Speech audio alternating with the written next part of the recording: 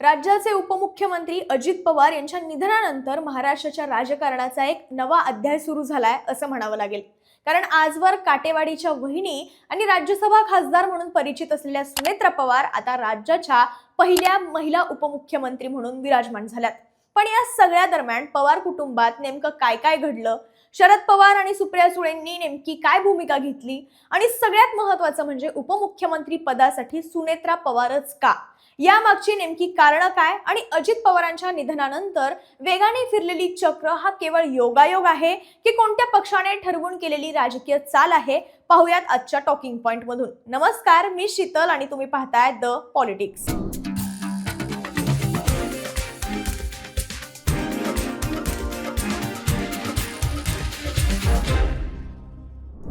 खरं तर सुनेत्रा पवार यांची उपमुख्यमंत्री पदावरील ही निवड अनेकांना ऍक्सिडेंटल वाटू शकते, कारण अजित पवारांच्या निधनानंतर निर्माण झालेल्या परिस्थितीत त्यांना ही जबाबदारी मिळाली आहे। मात्र त्यांची निवड ही केवळ अपघात नाहीये, कारण सुनेत्रा पवारांना माहेरकडूनच राजकीय वारसा लाभलाय। सुनेत्रा पवार या धाराशिवच्या निपाणी तेरगावच्या पाटील घराण्यातून येतात। त्यांचे वडील बाजीराव पाटील हे स्वातंत्र्य सैनिक होते, तर त्यांचे बंधू पद्मसिंह पाटील हे राज्याचे ज्येष्ठ नेते राहिलेले आहेत। त्यामुळे राजकारण हे त्यांच्यासाठी काही नवीन नाहीये। पण जरी त्या प्रत्यक्ष राजकारणात सक्रिय नसल्या तरी गेल्या 2 दशकांपासून त्यांनी बारामती आणि काटेवाडीमध्ये जे काही काम केलंय त्यातून त्यांचं संघटन कौशल्य हे दिसून आलंय।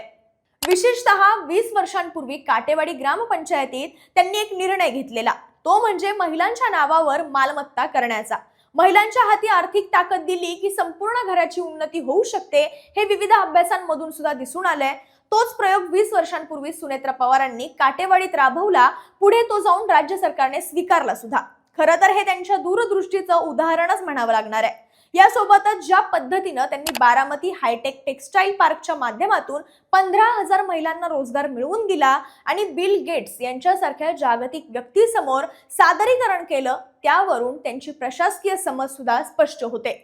त्यामुळे जरी त्यांच्याकडे थेट मंत्रिपदाचा अनुभव नसला तरी सामाजिक आणि सहकारी क्षेत्रातील त्यांच्या कामाची पकड त्यांना या पदासाठी सक्षम बनवते, हे मात्र नक्की आहे। सुनेत्रा पवारांची आतापर्यंतची राजकीय भूमिका ही प्रामुख्याने पडद्यामागची राहिलेली आहे, कारण अजित पवार जेव्हा राज्याच्या राजकारणात व्यस्त असायचे तेव्हा बारामतीमधील जनसंपर्क आणि तिथल्या स्थानिक संस्थांची जबाबदारी सुनेत्रा पवार या समर्थपणे सांभाळत होत्या।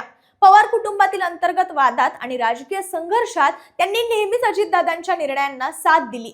लोकसभा निवडणुकीत जरी त्यांचा सुप्रिया सुळे यांच्याकडून पराभव झाला असला तरी त्यानंतर सुद्धा त्यांनी खचून न जाता स्वतःला पक्षात सक्रिय केलं आणि राज्यसभा खासदार झाल्यानंतर दिल्लीच्या राजकारणातही रस घ्यायला सुरुवात केली। ही त्यांची जिद्द आणि राजकीय महत्त्वाकांक्षा आज त्यांना उपमुख्यमंत्री पदापर्यंत घेऊन आली आहे।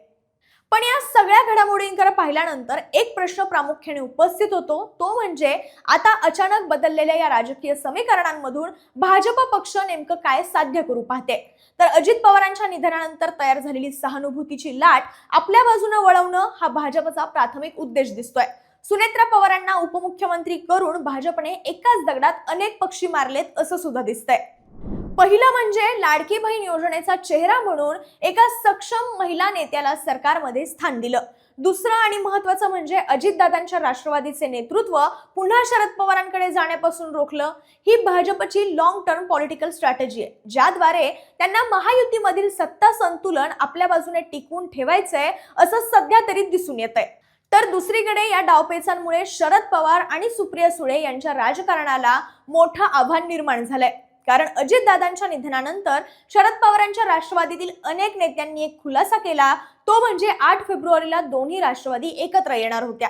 या चर्चेबाबत स्वतः शरद पवार यांनी सुद्धा स्पष्टीकरण दिलंय। त्यांनी सांगितलं की जयंत पाटील आणि अजित पवार यांच्या दोन्ही राष्ट्रवादी एकत्र येण्याबाबत चर्चा सुरू होती। यासोबतच कॉलेज दिवसांपासून शरद पवारांचे मित्र असलेले आणि ज्यांनी अजित पवारांचा राजकीय प्रवास सुरुवातीपासून जवळून पाहिला ते विठ्ठल मणियार यांनी देखील माध्यमांसमोर सांगितलं की राष्ट्रवादीत बंड झाल्यानंतर अगदी 3-4 महिन्यातच अजितला साहेबांची साथ हवी होती।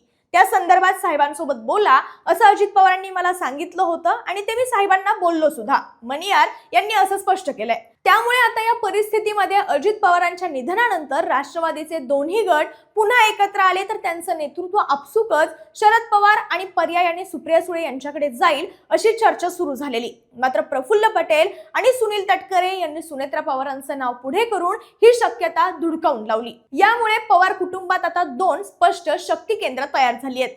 सुनेत्रा पवारांच्या माध्यमातून शरद पवारांच्या लिगसी पॉलिटिक्सला थेट आव्हान दिलं जातंय असं दिसतंय. सुप्रिया सुळे केंद्रात आणि राज्यात रोहित पवारांचं नेतृत्व या चर्चेला छेद देण्यासाठी सुनेत्रा पवारांना सत्तेच्या चाव्या देण्यात आल्यात असं सुद्धा बोललं जातंय. यात सुनेत्रा पवारांच्या शपथविधीला शरद पवारांच्या कुटुंबातून कोणीच उपस्थित नव्हतं. इतकंच नाही तर 31 जानेवारीला सकाळी शरद पवारांनी पत्रकार परिषद घेऊन सांगितलं होतं की सुनेत्रा पवारांच्या शपथविधीबाबत कोणतीही कल्पना नाहीये आणि तशी कोणती चर्चा माझ्यासोबत झाली सुद्धा नाही.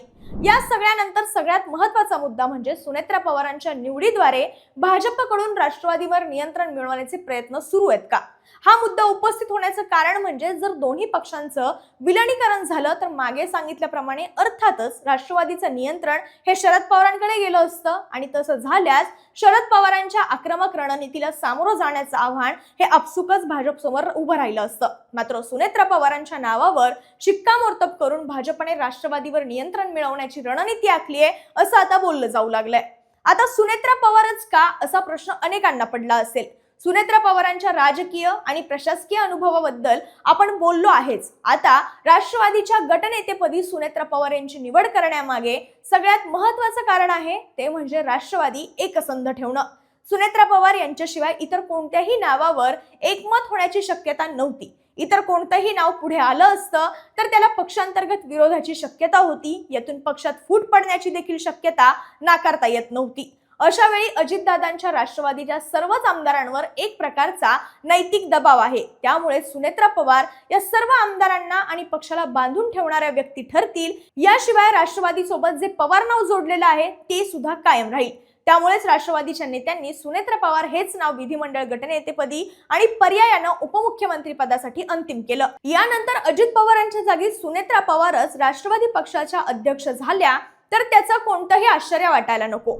थोडक्यात सांगायचं तर सुनेत्रा पवार यांची उपमुख्यमंत्रीपदी झालेली निवड ही केवळ भावनिक किंवा सहानुभूतीच्या लाटेत घेतलेला निर्णय नाहीये, तर अत्यंत विचारपूर्वक पुढची आखलेली रणनीती आहे असं बोलणं वावगं ठरणार नाही. या निर्णयामुळे महाराष्ट्रातील विलीनीकरणाच्या चर्चांना सध्या तरी पूर्णविराम मिळालाय असंच म्हणावं लागणार आहे.